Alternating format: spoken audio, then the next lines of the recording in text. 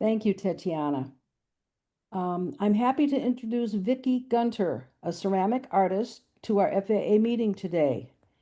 In Vicki's demo, Blooming Clay, she will show her um, she will show how she creates flowers 4 times their natural size, and she will show how she incorporates copper wire and tubing in each ceramic piece.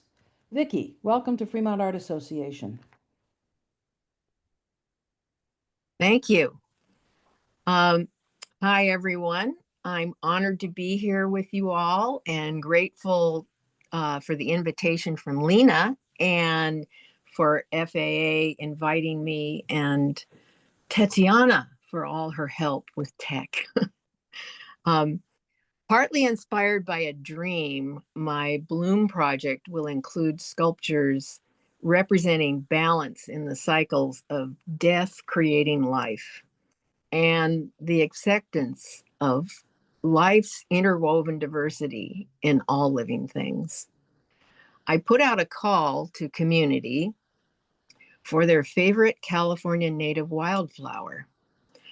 I am creating the flowers of the first 50 people who responded.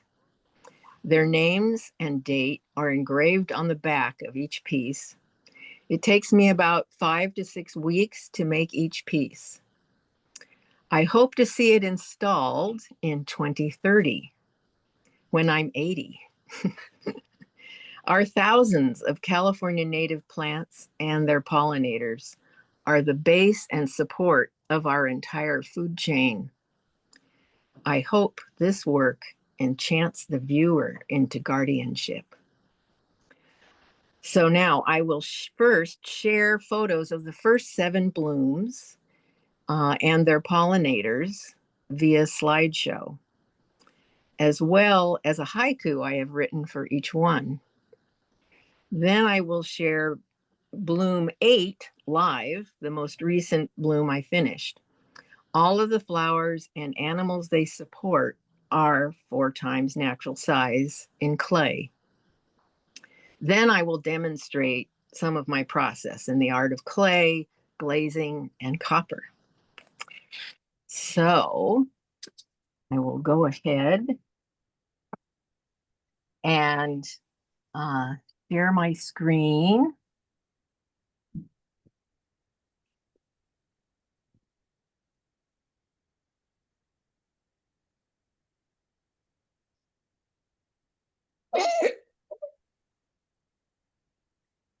Okay, so this is Blooming Spirit.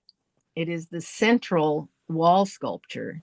It is an amorphous, androgynous figure intimately intertwined with flowers and their pollinators. All 50 ceramic wildflowers will surround the 6-foot tall Blooming Spirit, whose as yet formed legs twist into DNA helixes at their base. The California fairy fan, the pink flower below the hips, with its green sphinx moths, is in the middle of the piece there. Our California silk tassel flowers draped from their fingers. Blue-eyed grass flowers in the hands and eyes represent nature seeing itself. On the head is a yellow warbler nesting in its essential valley oak leaves. This spirit will be blooming, so to speak, from a life-size soil spirit on the floor below. The clay soil spirit will be in the shape of a reclined person in death, but will look as though it is soil, bark, and fungi with new growth peeking up. Now, the first piece, Bloom 1, is Baby Blue Eyes, which was chosen by Carol Schwamberger.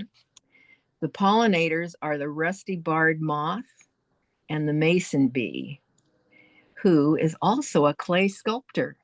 It makes its own clay cocoons. I wrote 2 haiku for this first one, which is dedicated to all unhoused people. The house is on fire. Home is where the soil lives, love. Bet your heart on it. And unaffordable, simply unacceptable. Turn it upside down. So the piece on the side of this piece is a house upside down on fire, and it's burning from the um, power of money. Okay, so next, Bloom 2 is the Bay Forget-Me-Not, chosen by Bonnie Sita. Its pollinator is also wild forget-me-not moth. This bay variety prefers moist and wet areas. It is sometimes aquatic, growing in shallow water. In my sculpture, two faces merge as they kiss. Of course, the wild forget-me-not moths are mating. Melted glass creates the illusion of water over the center of the piece and the face. The haiku, here, sit by the bay, its lapping waters whisper, shh, forget me not. And Bloom 3 is the blue blossom ceanothus, chosen by Cherie Carson, a very important habitat plant hosting many insects. Their leaf litter supports plenty of invertebrates who are food for birds and lizards. Their leaves, seeds, and twigs are nibbled by quail, deer, and other large mammals. They are nitrogen-fixing plants and the first plants to grow after a fire. Their dense foliage provides a good hiding place. A few of its pollinators, of which there are many, in this piece are the California tortoiseshell butterfly on the left, and they're known for their irregular population explosions that provide raven feasts. And the sheep moth on the right. Also, digger bees that are earth dwellers. They vibrate their wing muscles, shaking pollen from the anthers of flowers. These bees are exceptionally effective pollinators for our wildflower diversity. You can see the little bee at the very top there. Oh, I've got to eliminate something here. There we go. Thank you. Okay. The haiku. Look, ceanothus, bee, bird, moth, magnet. Hillsides billow blue. I don't know if any of you have experienced that, but it's pretty wonderful all over the Oakland Hills and probably the Fremont Hills in the spring.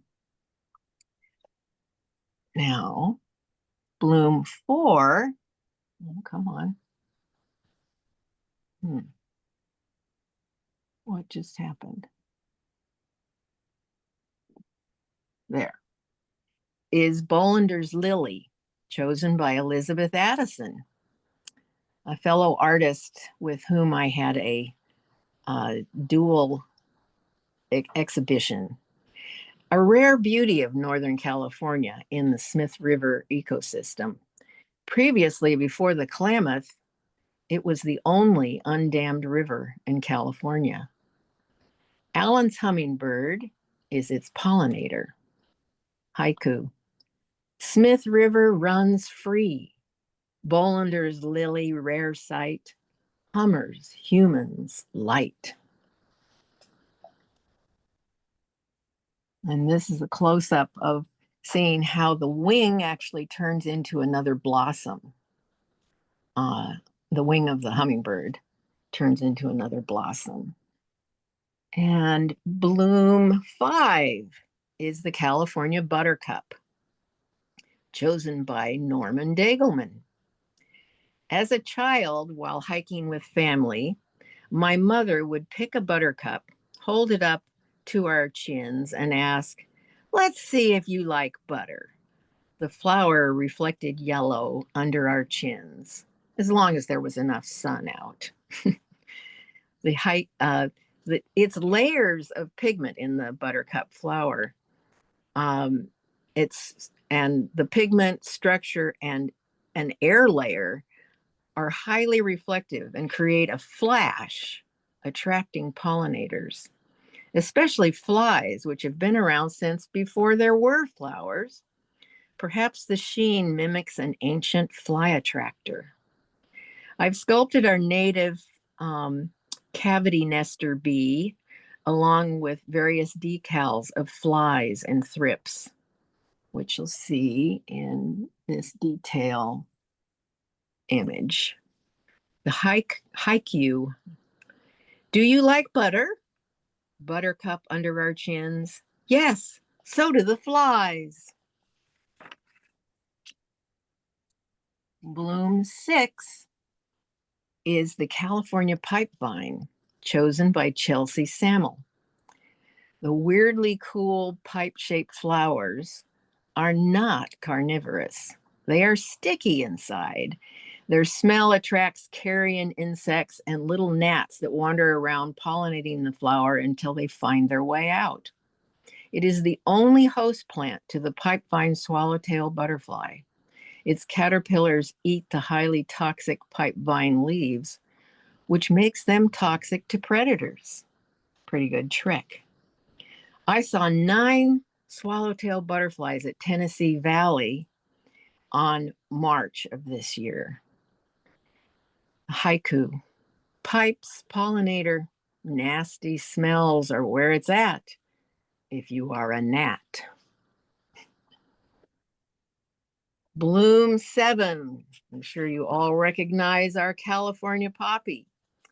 Some of its pollinators are Pacific dotted blue butterfly, the poppy loving beetle, and native bumblebees, which actually sleep in the poppies at night.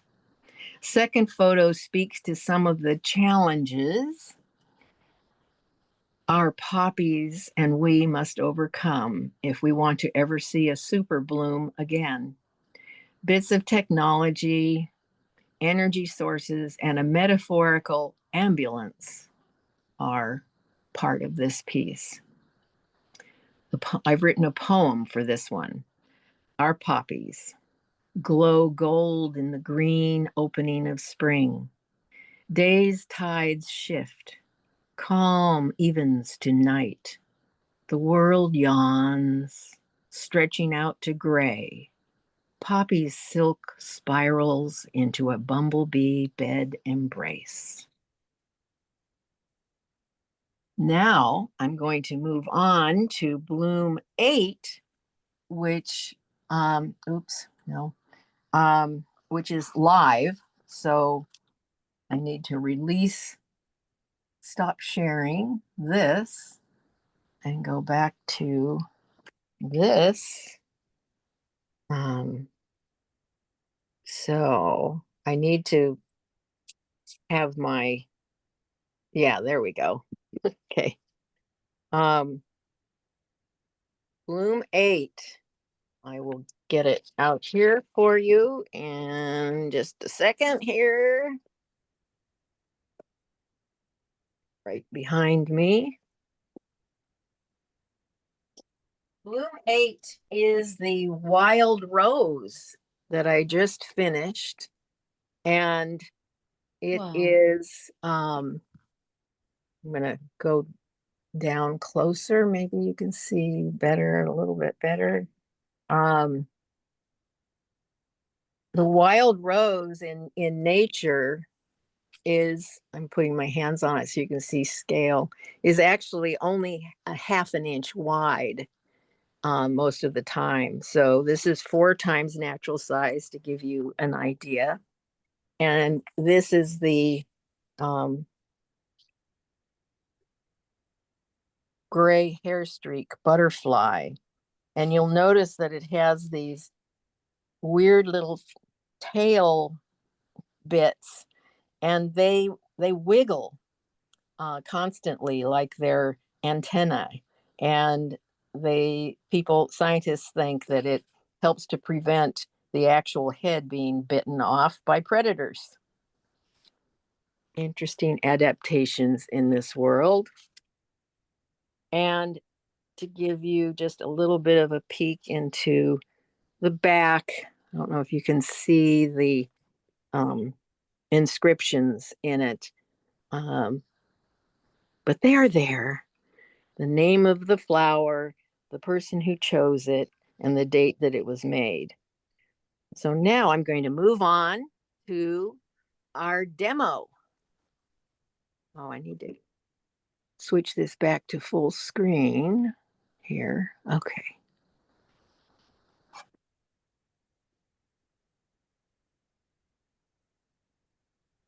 So first I will be doing wet clay. And so I'm gonna bring this piece over here. Don't take it away. Okay.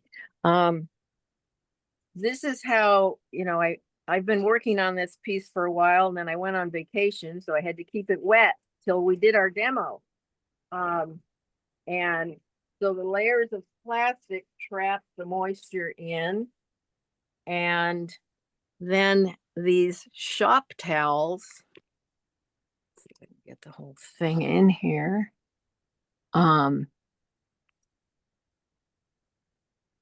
There we go. Everybody see it? Okay. These shop towels are damp. Learned this trick from the amazing ceramic sculptor Michelle Greger. Keep it moist. So this is we're moving on to the Coast Fawn Lily, chosen by Sydney Fisher Larson. And so this is one leaf, and I can show you an actual photo of the leaves. So they have this really bizarre kind of mottled effect, and they're quite large in relationship to the flower. The flower is this little delicate bit here that comes straight up out of the leaves and then droops downward. So, and because of it hanging down, well, we'll get into that with the flower. So now I'm going to show you how part of my process with working with clay. So I've just rolled out a slab, and as the way I made this other part, the other leaf, was to create its central line, and then use this tool, which has a fatter end and a narrower end. And I start at the fatter end of the leaf and just start randomly digging in these divots in the leaf, and then switch over to the narrower end at the narrower end of the leaf, crosses over, and then I can go back in with thumb and finger and work it some more. Did you set that? Okay. So Vicki, what yeah, clay are you using? that's a really good question because I have no idea. This was clay that somebody posted on Trash Nothing. They said, I have a bag of clay that I want to give away. It was my daughter's and she left it here. And anybody who wants to come get it can get it. And I said, is it still wet? And she said, yeah, I think so. And so I tested it, and I really like it, but I have no idea what it is. But I often use clay that I reconstitute or find. I've used B-Mix, in the past a lot, but I'm trying to, have less of an impact on the planet and use what's already out there. So then I've done this part, but to make the illusion of the thin, that the leaf is very thin, I wet my fingers and just slide along the edge, and it's a pulling, sliding process so that the edge is very thin, and it creates the illusion that the entire leaf is thin. Little trick of the eye. And it's very satisfying. Just sliding along here.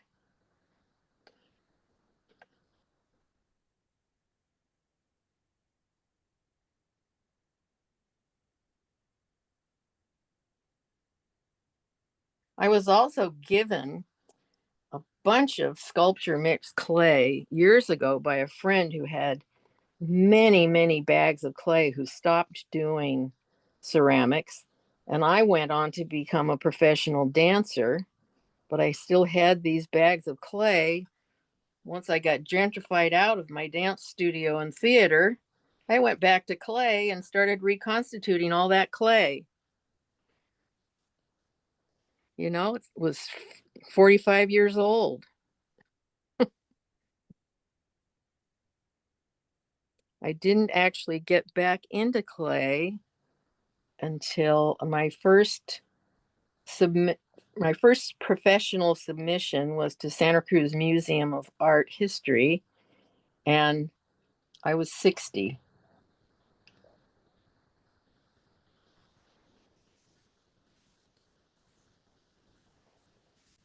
Okay, so we've got some, relatively thin edges going here.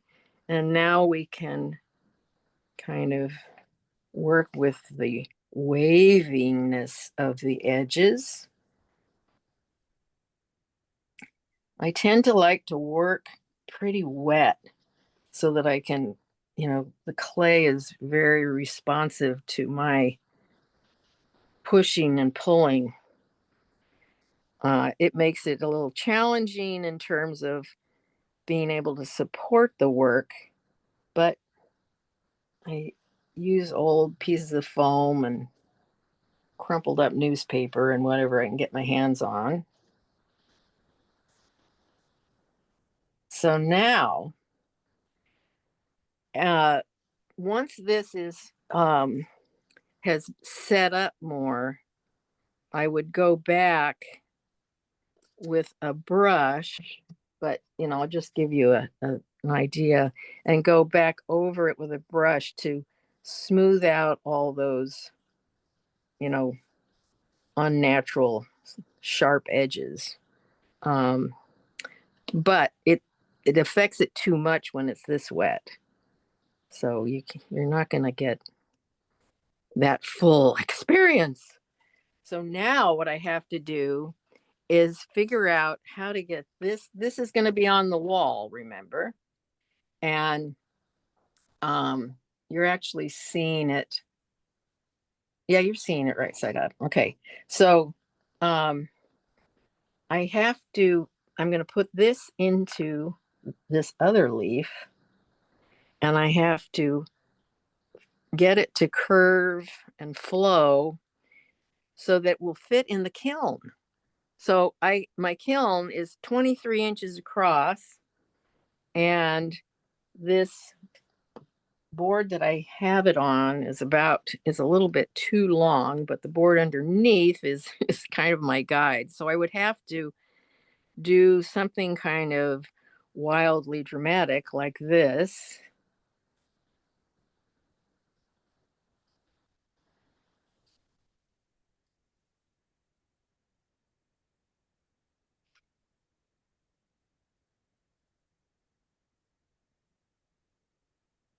And in order for this to be a solid connection, I would now pull it back out and get my little scoring tool, and then I would scratch the inside of this so it makes a solid connection. Scratch the back of this. I actually don't need to do this very much because the clay is so wet. And I also have slip, but because it's so wet, I don't really need to use it. So I'm going to push this in here. Knock my head off. I'm going to lay it down a little bit. Okay.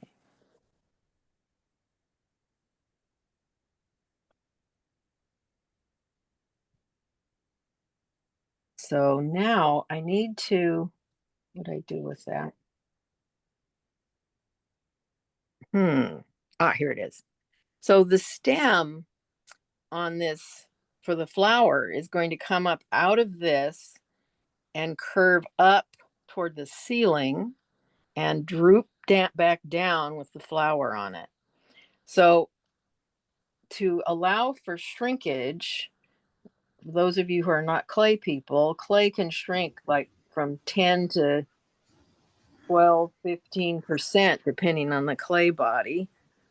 So I have found over time that if I put this tube in here and I just wiggle it around until it's I just have a feel for what's big enough for shrinkage.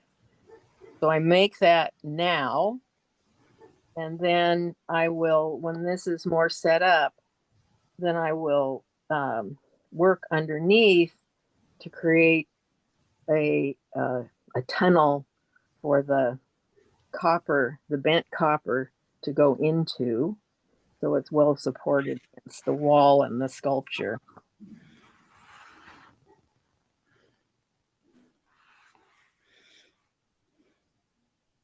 And as you see, I like to use brushes to clean things up.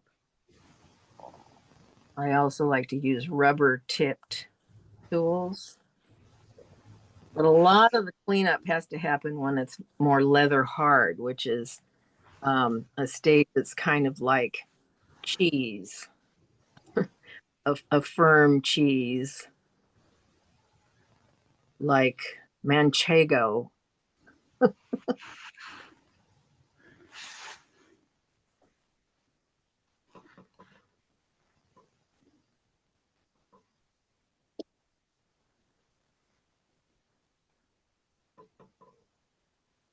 much time do we have left? Oh, a whole 13 minutes. Wow. Okay, well, maybe we can work this a little bit more then.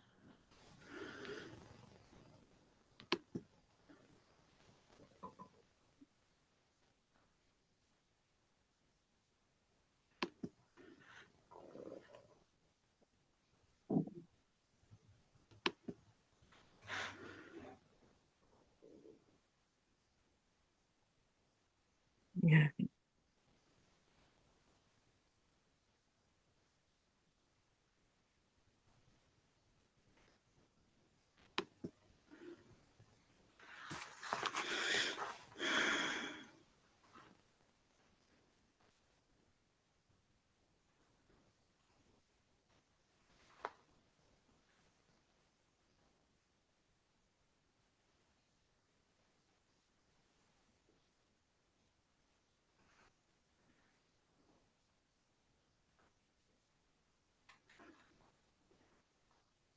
I'm trying to continue to develop the mottled effect that the leaves have on this plant. That each of the divots is actually a darker green than the smoother areas.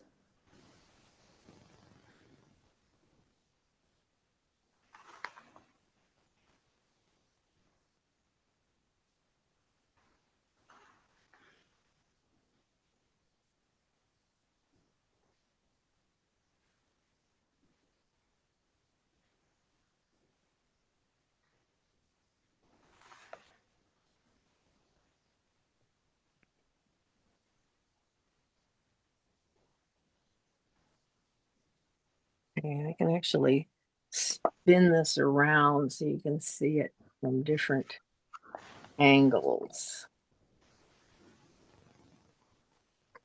And this bit here is representative of the boggy, wet areas this plant likes to grow in. And so I will be melting glass into this and using a glaze that I have that creates this absolutely gorgeous glassy turquoise blue. And the hanging, as I showed you on the back of the wild rose, the water on this part, this part here at the back, there are two hanging cutouts for hanging it onto screws. And I'm thinking I might need to add a tab onto the back of this tall leaf to put a wire back towards a hook on the wall if it's too to just be supported here. You can also see the watery area in here. Let's see. Oops. Just about wiped it out. Okay.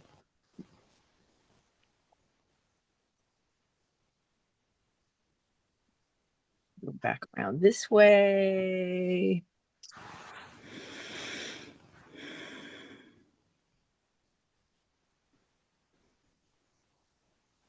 How do you melt the glass on it?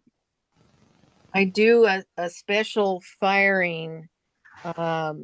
When you're working with glass, it will explode unless it's taken through a really slow process at the end. So I take it, you know, the piece would be bisqued, and then I add frit, which is really fine bits of glass. I also have some, you know, tiny little glass balls that I got for free from somebody that used them to stuffed animals. And those melt really nicely into a clear glass. So I use kind of a combination of blue glass, the glaze, and clear glass. Lay it out on the bisque fired piece.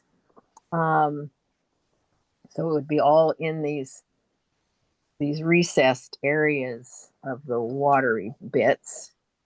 So Is the glass done like a fire polish after it's been glazed? no, the glass is fired at the same time as the glaze firing. But then I take it through a glass firing program on my kiln, not not a standard glaze firing. It has to be ramped down with very specific degrees of cooling. Yeah, it needs to anneal. Are you using bullseye glass frit by any chance? I am for part of it, but then I also have these glass beads, and I called them and I said, would those work? And the guy said, well, I don't know why not. Well, they may or may not be compatible with bullseye if they're not bullseye. Depends what the coefficient of expansion on the beads are. But if you're doing it and it's working, Yeah, I'm doing it. Working. So what temperature does your firing go to where you're including the glass?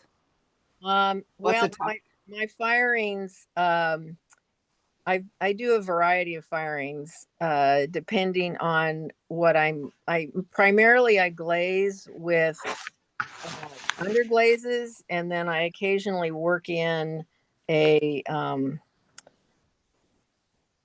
you know a regular glaze that is a higher firing.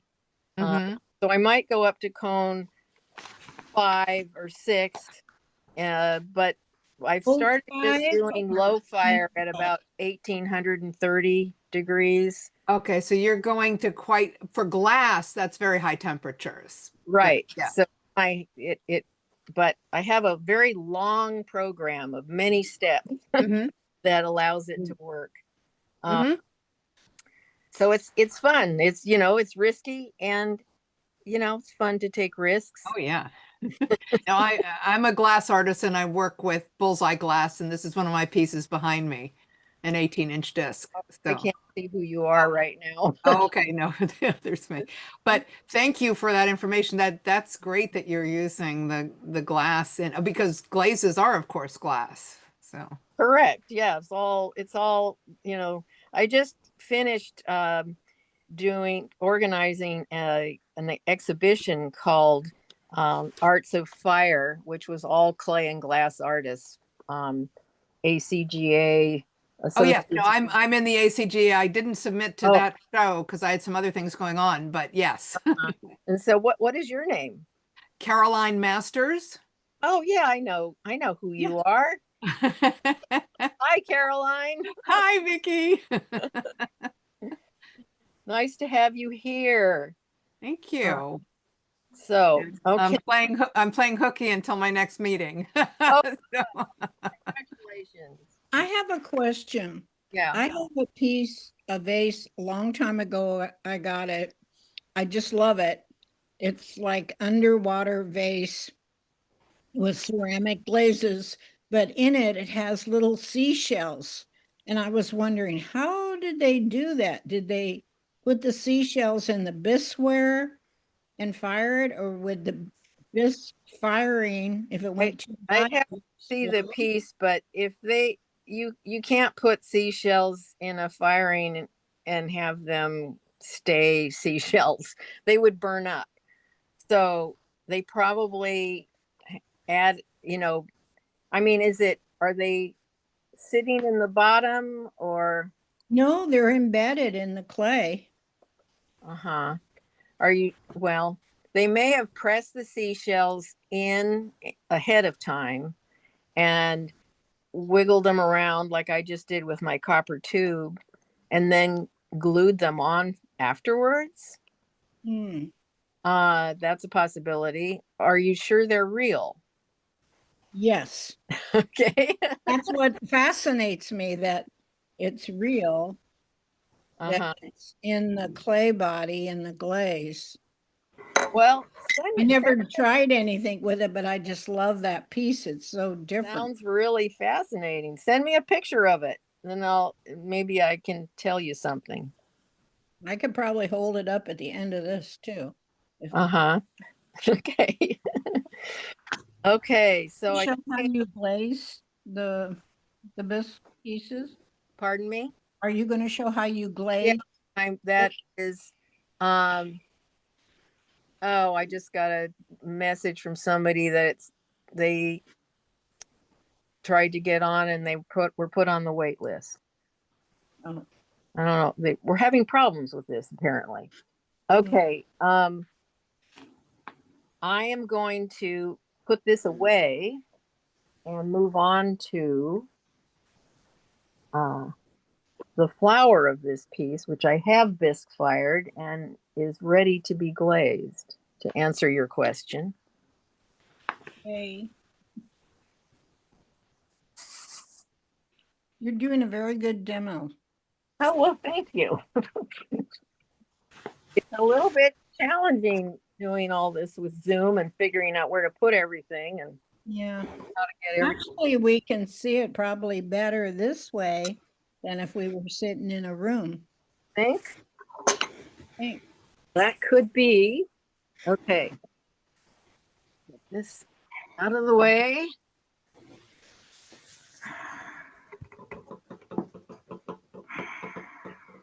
Now I'm gonna change and slide the flower in. So here come the little delicate coast lawn lily. 4 times natural size. Now we're kind of crooked here. Here we go.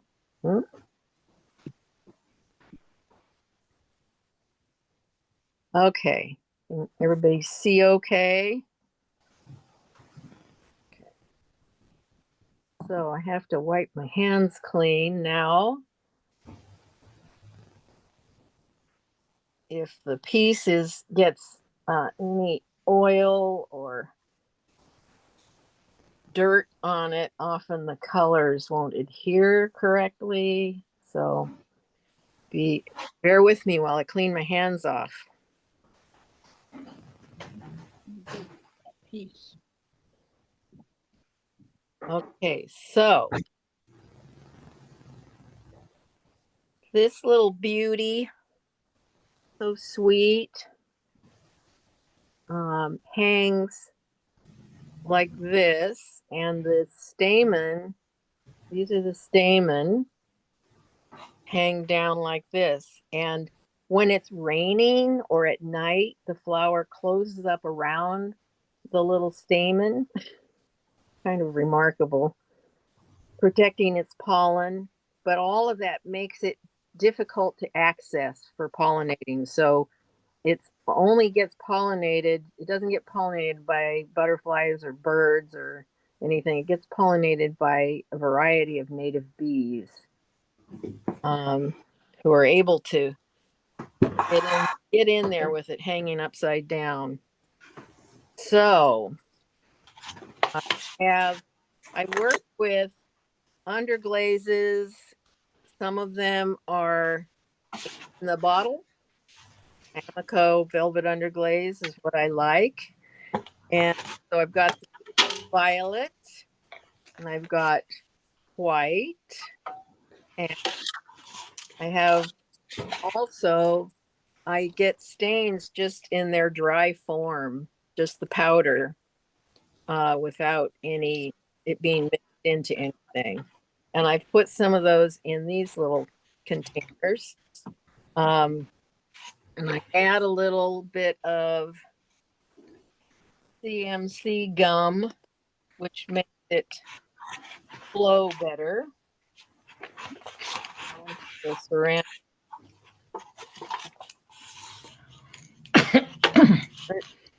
Somebody to mute there. If you're not muted, it would be helpful if you muted yourselves, because we're hearing scritching and coughing, etc.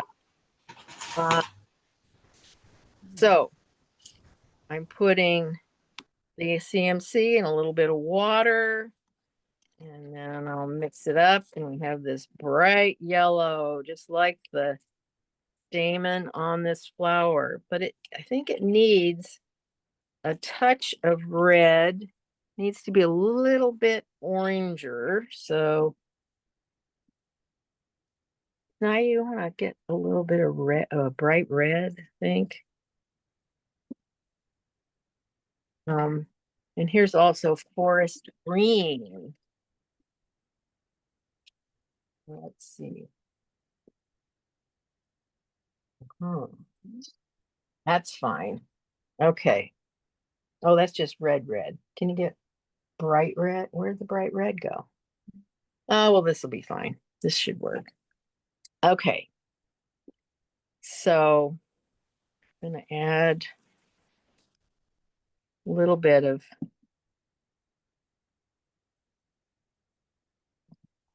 So it's really what I love about working with underglazes is that it's very much like painting. You mix colors, you can add water, so it's more like watercolor. You can not add water, so it's more like gouache. It's pretty fun. As a child, I loved to paint, but then I discovered ceramics, and then I discovered what? Oh, it's hiding over here. I thought I had it out. Okay, cool. Okay, here's the bright red. We'll niche a little this way. Okay.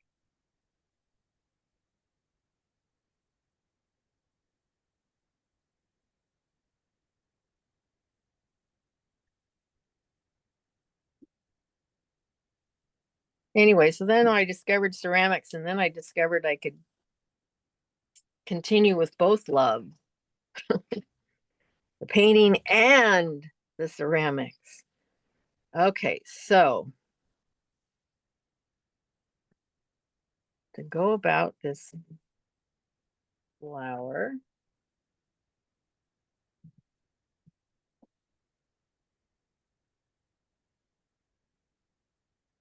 all right, so this little flower has this hot pink, but it also has violet elements. And I like to um, experiment with kind of doing a wash of both, colors. But the center of it is white. So I'm first going to do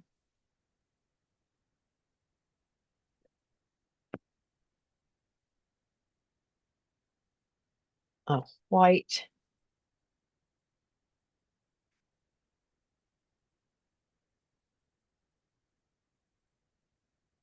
white coating in the center, on the front and the back, and down into the petals so that I can blend colors. Um,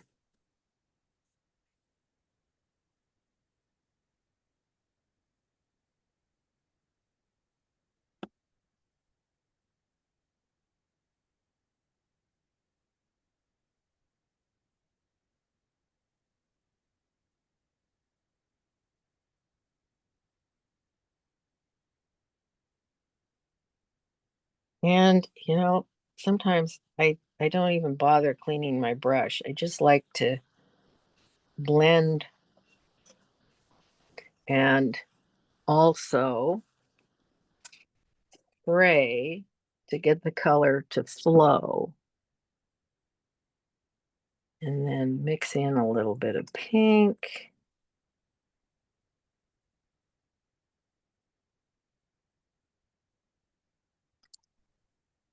Continue with a little bit more white.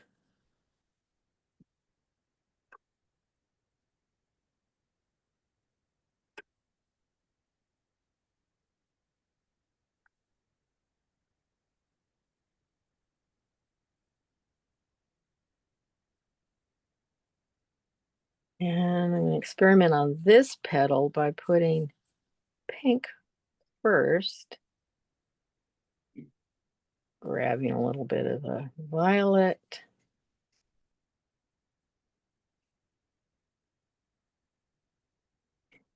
And it used to be that the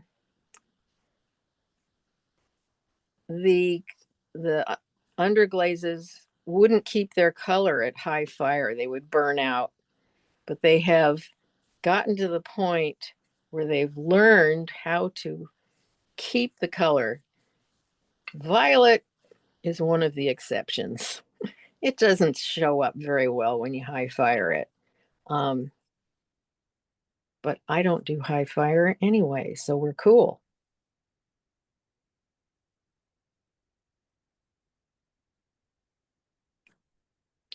And I like these cheap little Chinese bamboo brushes because they can fan out, and they can also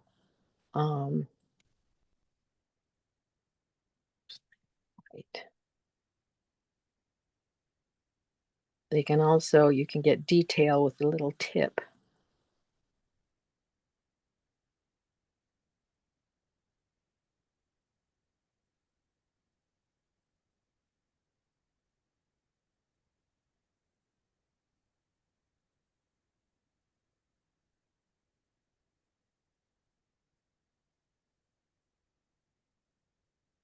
How many people got blown away this morning? Wow, the wind around here was amazing.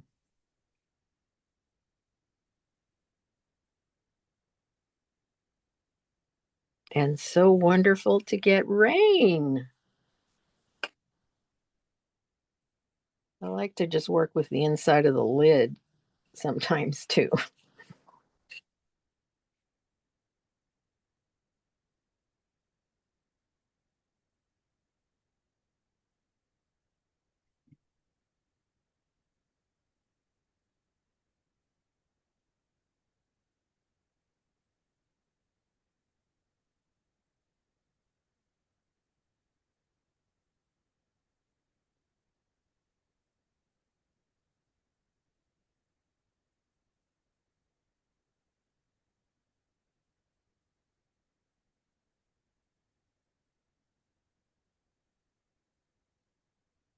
So yes, it all starts out looking kind of sloppy, but as you saw in my previous photos, doesn't end up that way. But those of you who are painters, you know all about that. Do you fire O5 cone? Um, I I've started experimenting with firing just O6 for bisque and for the final, um, because they're sculptures, they're not functional, and they seem to be strong enough, um, going to that temperature, and it takes a lot less firing energy and time, and I can fire the glaze fire at the same time I'm doing a bisque fire. So that's kind of what I've been doing more and more lately. But like in my first photo of the baby blue eyes, I really wanted to get the background of what the ground, the soil is like around it, and I did a mix of a cone 5 glazes and actual pieces of gravel. So that one I did cone 5. So it really depends on what strikes me as the best way to roll. You don't have trouble with it at that firing getting pit marks in the glaze or bubbles? No, because I'm using glazes that are meant for that firing temperature.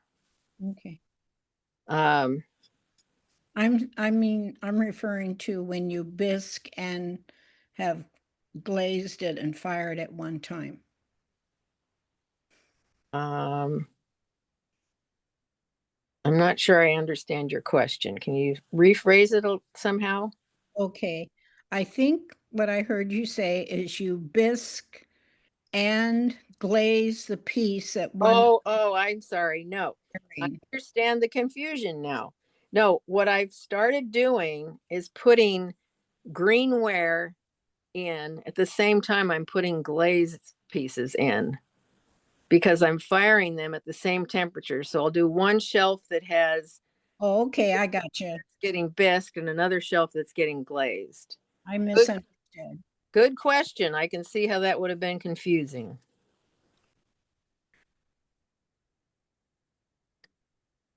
I think we're starting to get somewhere.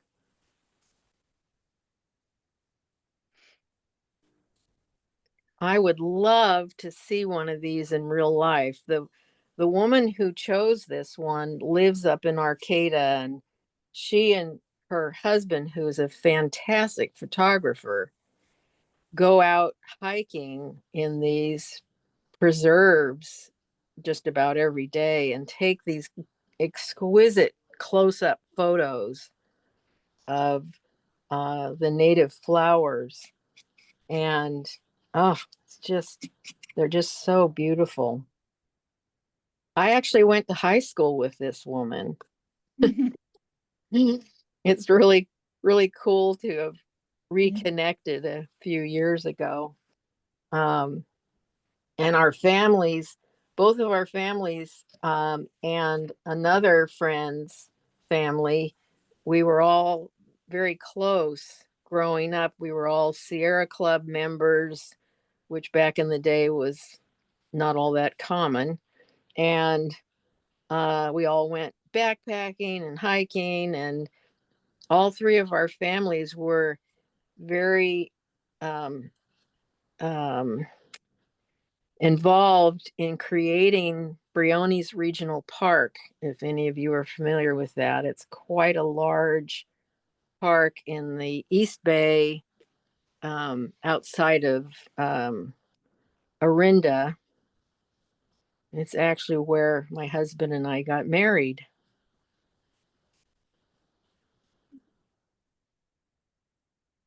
And my daughter here and her sister um, gave us away at our wedding in the park my family helped create. That was very special. Also, some incredible wildflowers out there. So this is getting there. I'm noticing that some of the flower. Oh, and when I to do these pieces, I spend a fair amount of time researching the plant. If I can actually find it and measure the petals actually myself, I do, and take one blossom apart and really study it. And then I do research online, and then I do a sketch of an idea of how I want to present it. And then, there's a fair amount of improvisation involved once you start doing it. You get other ideas, change your mind. Oh no, I should do it this way.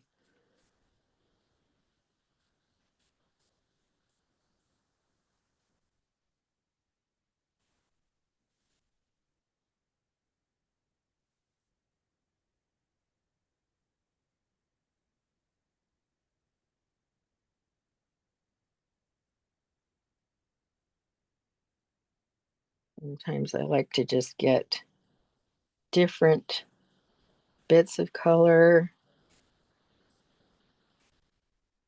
on different parts of the brush.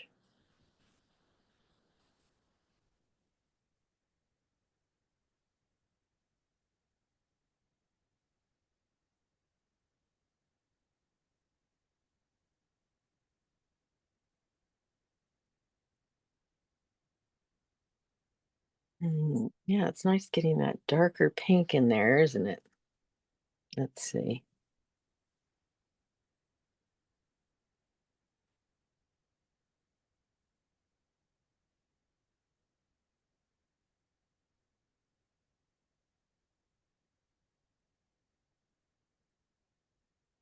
So I tend to I also have oh, um trays that are muffin trays, um that I work with much more commonly.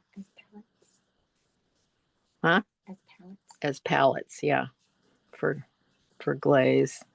Um, and with the underglazes, it's kind of like dried watercolors. I leave it in the tray, and then I just have to spritz it like you saw me do with this bowl here. Um, and I can just continue using colors over. I don't worry about whether I remember how I made them, unless I'm, you know, trying to repeat it on multiple flowers on a piece. This flower tends to um, only pop up as a single flower, but if it's in areas that it really, really loves, you'll get more than one flower coming out of the stem. It's not the usual. So, and on this top part of the flower, there's a little blush of green at the top where it connects to the stem. So I'm going to add that too.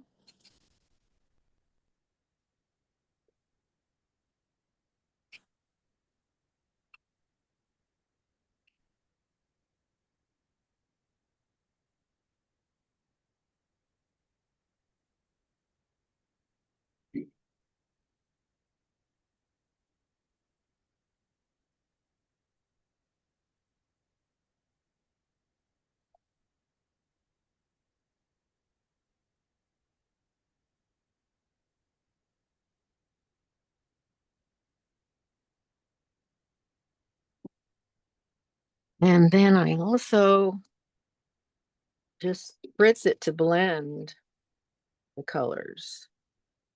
Instantly uniform, which is also really fun.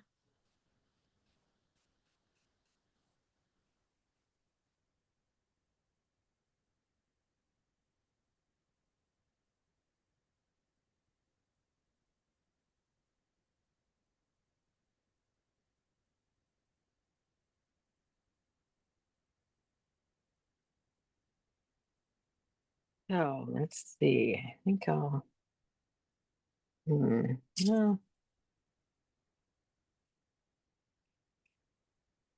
needs a little more attention back here.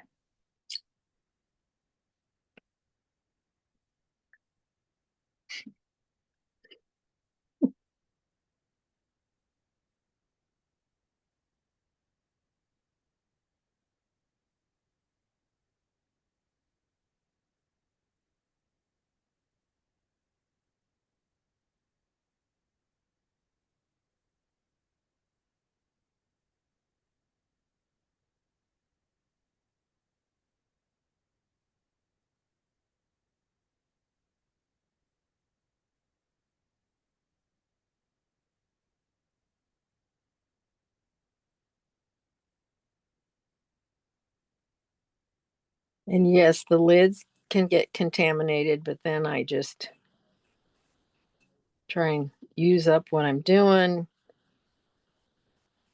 and then wipe it out a little bit if I need to at the end. Where do you get your copper tubing? Well, I get some of it at my local hardware store. They sell it for plumbing.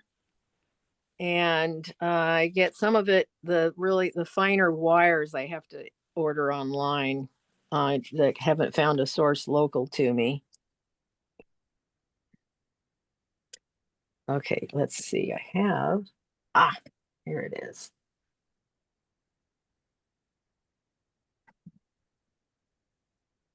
Do you put a matte finish on them or do you just leave Good it on there? question. I finish all of my pieces, all the flowers and the leaves and the butterflies with beeswax. Oh, And it's a whole another part of this process that I'm not going to be able to show you today, but it requires, I have a griddle, an electric griddle that's, portable. And I put beeswax on it and melt it, which takes about 250 degrees or so. And then I brush it onto the piece, and it looks kind of raunchy at first. And then I go over it with a heat gun. So it's kind of like you're stroking it from afar and blending it onto the piece. But I started doing that because the first time I made a poppy, which was 7 times natural size and 22 inches across, I couldn't find a finish that didn't look like, too shiny or like plastic or whatever. And then I went and sat in my garden and I thought, how am I going to finish this? And um, and I was sitting there next to poppies, and all of a sudden this bee landed in the poppy, and I went, "Oh, thanks for the message." And I had known about finishing with beeswax before, so I thought I'd try it, and I I love the finish and the process. It creates a very mellow, soft, natural looking finish, and it brings out the colors in a really nice way. Okay, so now we're gonna do, you unscrew this. We're gonna do a little bit of green, just a little touch of green. for the stem attachment. And then the attaching is also a whole nother deal. I like to make it look like it's integrated. It's that there is no beginning or end. So I use magic.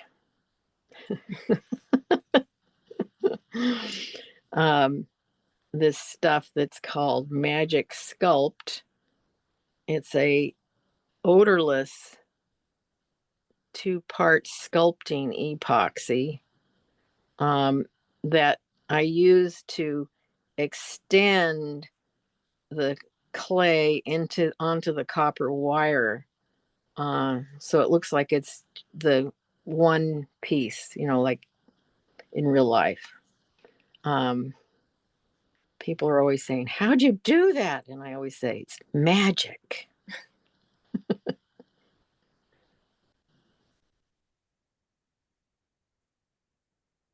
What was that called again?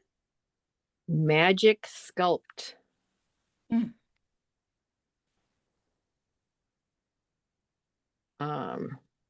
You can, it's very much like clay.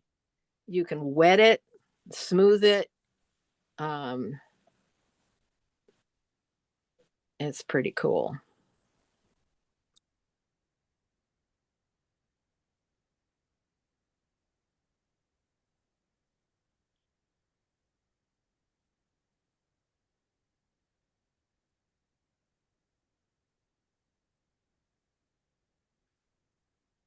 Well, if you can see how this is run down into the curve, which I really like to get, those unexpected little drips. Okay.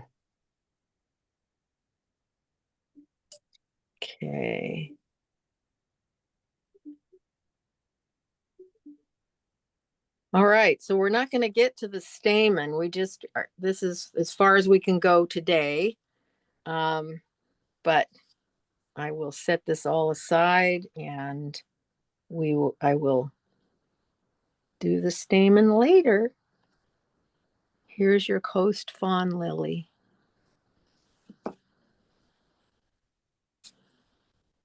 Just going to set the lid on top so it doesn't dry out and move it back over here.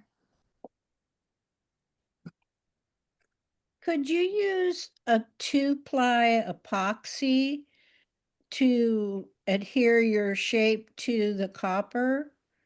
Yes, I do that too when I need to. Sometimes I just flare the end of the copper tube so that the flower can't go anywhere. Because I'd rather not have to use epoxy if I don't have to, but I do use it to attach parts.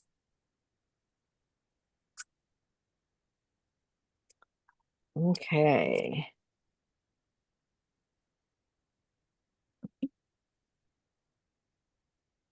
Now I'm gonna share my screen again for a second while I get this next one out. I want to show you how when I'm using when I'm making these flowers to fire them, when they're of any significant size, like this one here in the photo, I support them by a center post that then I use clay in a mound that fits the inside of the flower with a wet piece of newspaper over it so it doesn't adhere to the flower, and support all the petals, which is critical, especially when it's a flower that's really large. You can't, it's like if you have a large bowl and you try to fire it standing up, the sides will flop down. depending on how well you made it, but also I don't want it to lose its shape or splay apart. So I support the whole thing upside down, and it works. So now, and that's for this coast lily that I will be doing. I'm going to unshare now. So this is the coast lily. Looks like, like a tiger lily, but it's actually a slightly different version.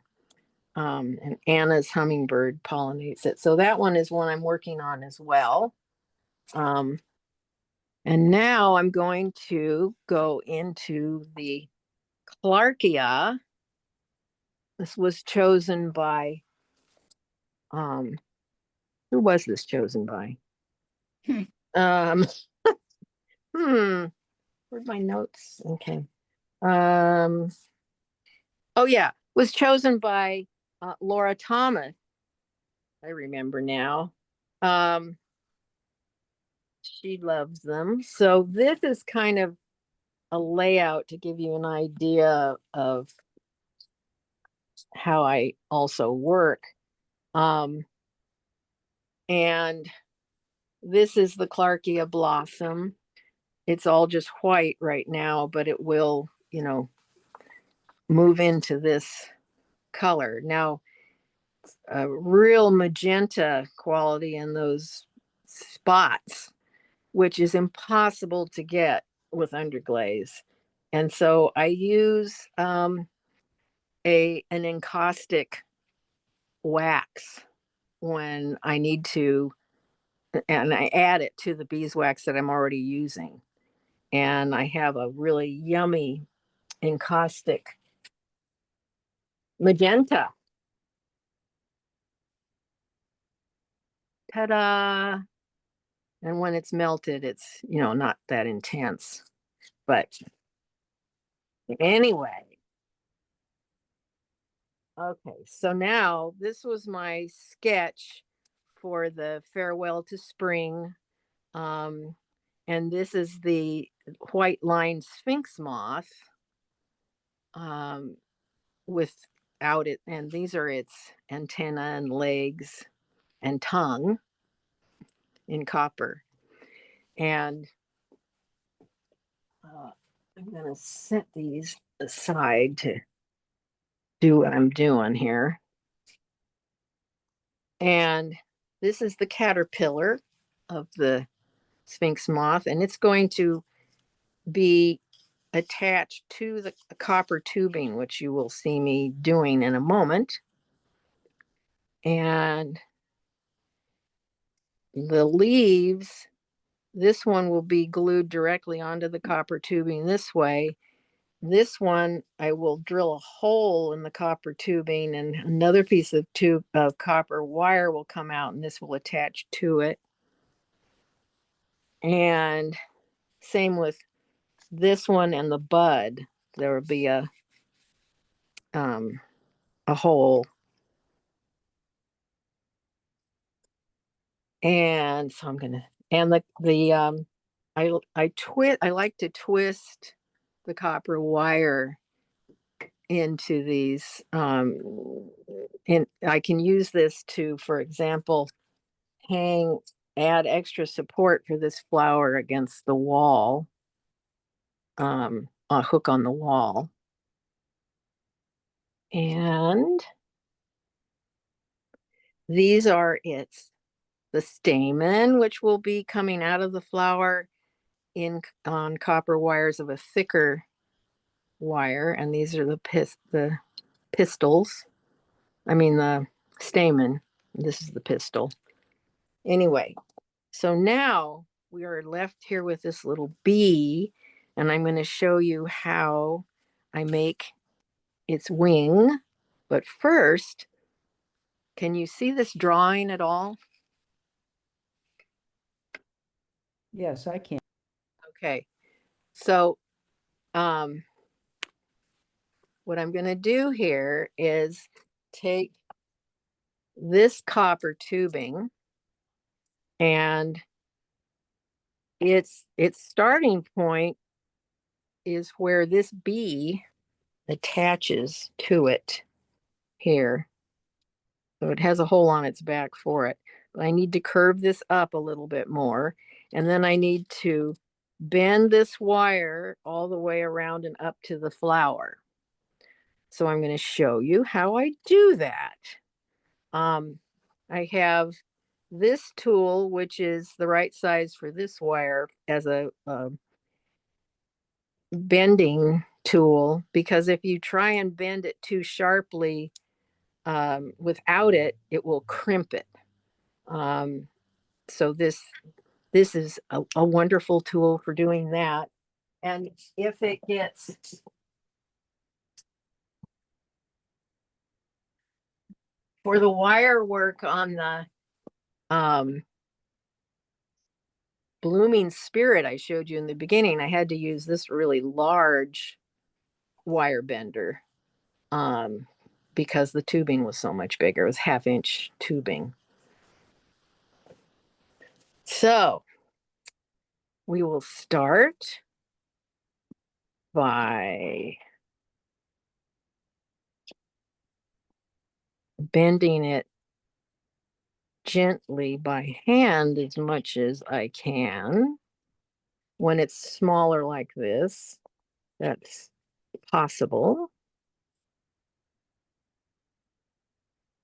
And then when it gets to the butterfly here, I take copper sheeting and bend it around the copper wire and drill holes in it that then hang on a screw or 2 screws at the back behind the butterfly or moth or whatever it is. Okay, and I keep going.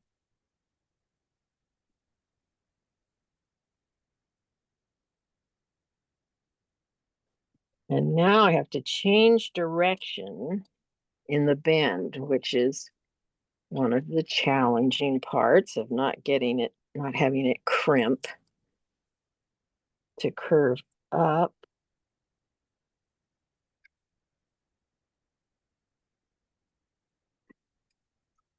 And sometimes I really enjoy hammering the copper. I did that in the blooming spirit also.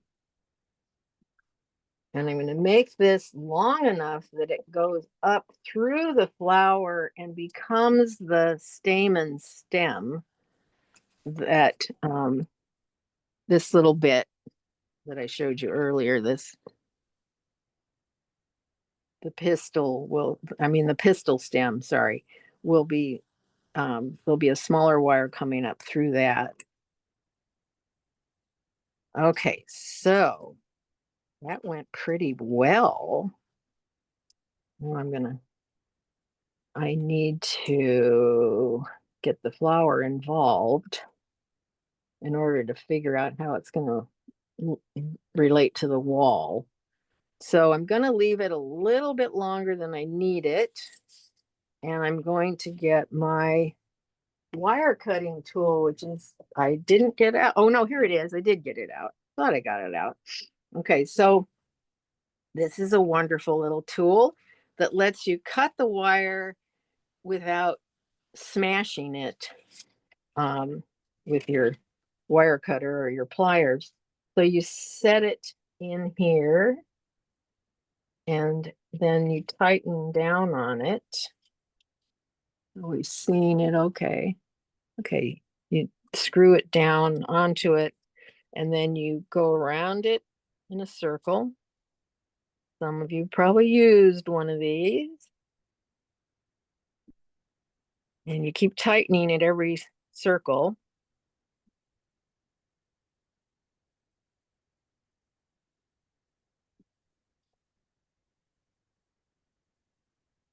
And then it cuts it. Ta-da! Okay, so now I'm going to get this out of the way. And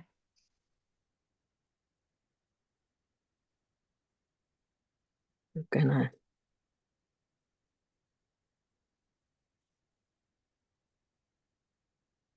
first we'll try and get this little bee.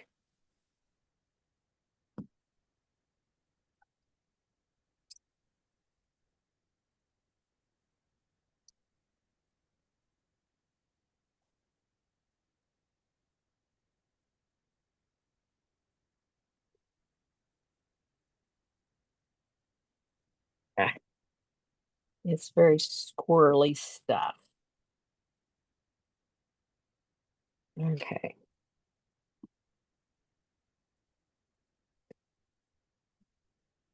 Here, that's enough.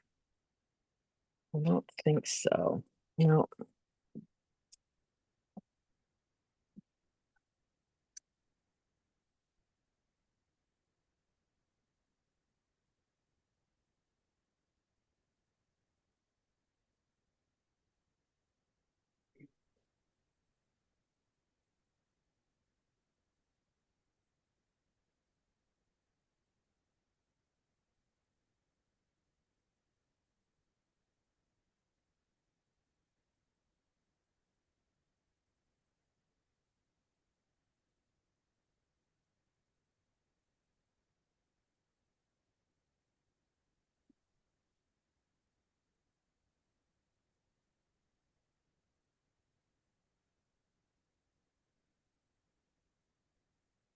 Get it facing up a little bit more. Yeah, I think that'll be good. Okay, so we got that. Now, gonna redo this a little bit because we redid that.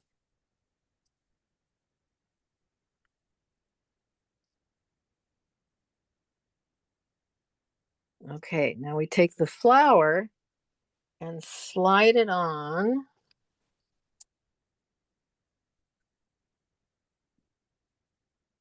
And slide this over so you can see.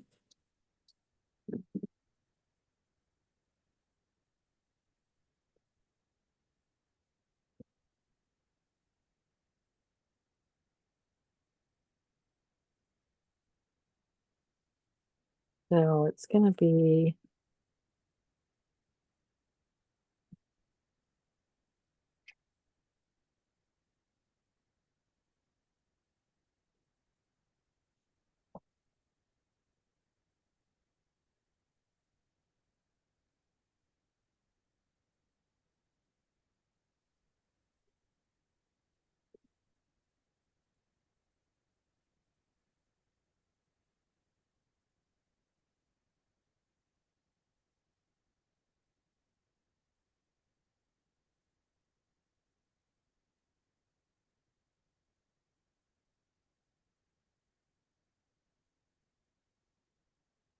I think this is pretty good for right now.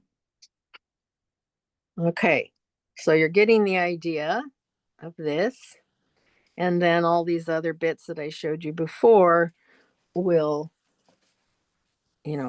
be part of the piece, attached to the piece.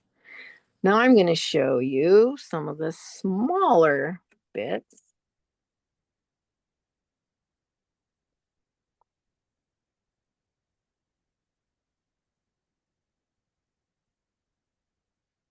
Oh, well, they stay on there with epoxy, or I can make cuts in the wire at the base of the flower that flare out and hold it. Or if the flower is hanging down, then I can flare the tubing out to hold it. But then I still need to glue in the wires for the stamen, etc. And for this tiny bee, I use, when I'm doing really tiny wires into holes that I've made when the clay was wet, I use E6000 to glue the wire to the clay because when it dries, it will stretch up to 7 times its original length. And it lasts forever. It doesn't turn yellow. Doesn't show when it's inside these things anyway, but so here is this bee, and it has antenna.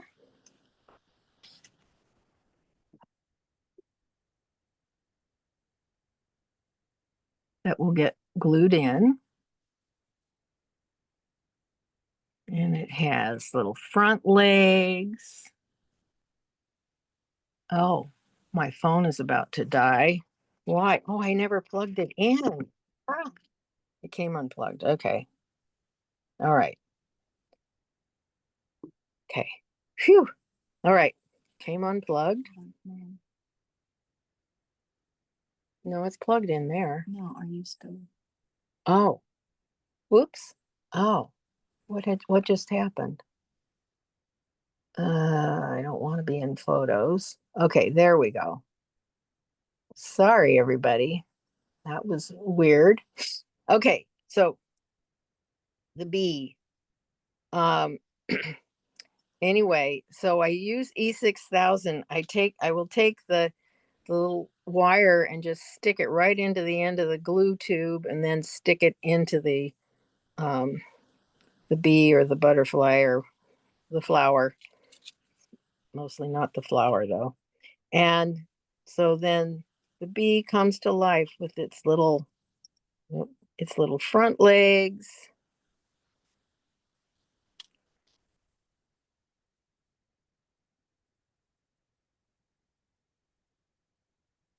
And then its middle legs.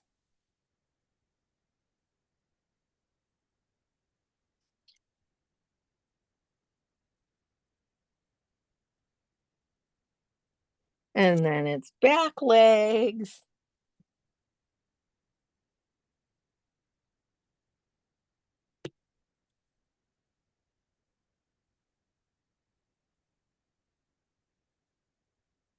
And then they have,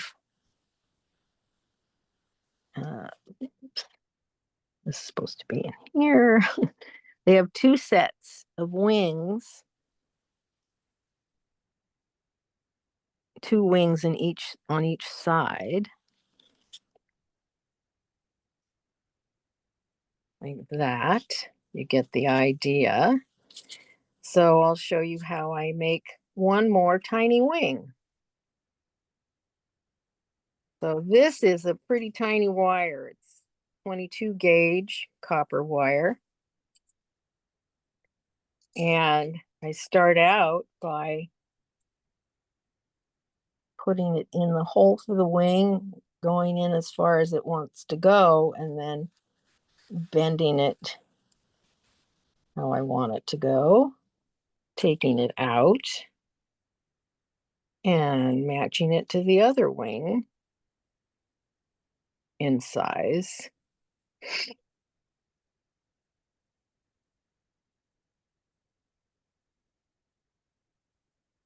And of course, this doesn't require much of a tool until the very end, actually.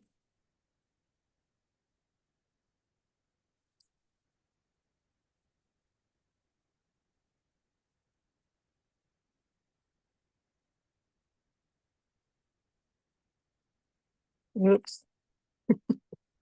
Sorry. Hard to keep track of all these things. Okay.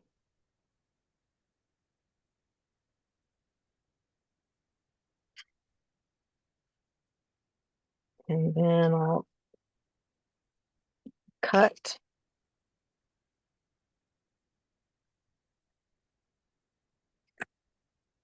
the wire, take tiny little pliers and curl in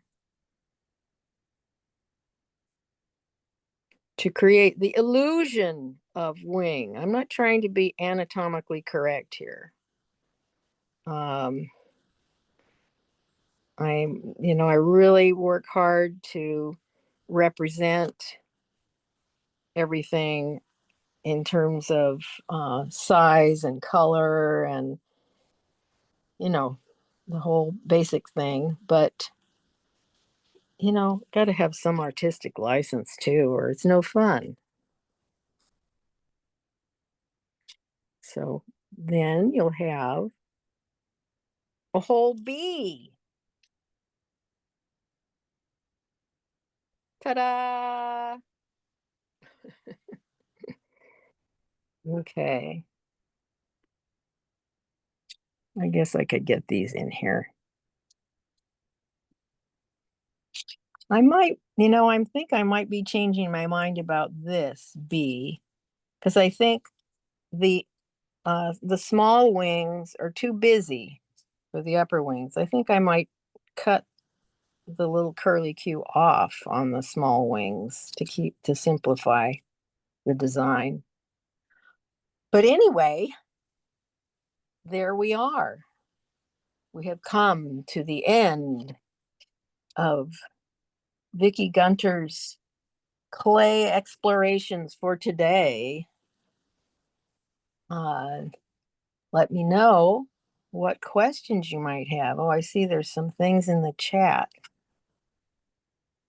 Oh, oh, thank you, Vicki, for your fascinating and beautiful demo. Well, thank you for being there, whoever you are. Oh, it's Lena. Hi, Lena. Okay, so, whoops, now I've lost everything. There we go. Okay, anybody have any questions? Where did my image of myself go? I don't know. Very good demo. I really enjoyed it. Well, thank you. Um, Yeah, Vicki, you gave us lots and lots of detail. You did things slowly and very clearly, so we could follow along. Thank you so much. well, Mhm. you're so welcome, and I hope it inspires you all to plant more native plants and therefore tend the insects. I don't know why I'm not seeing myself anymore on the camera.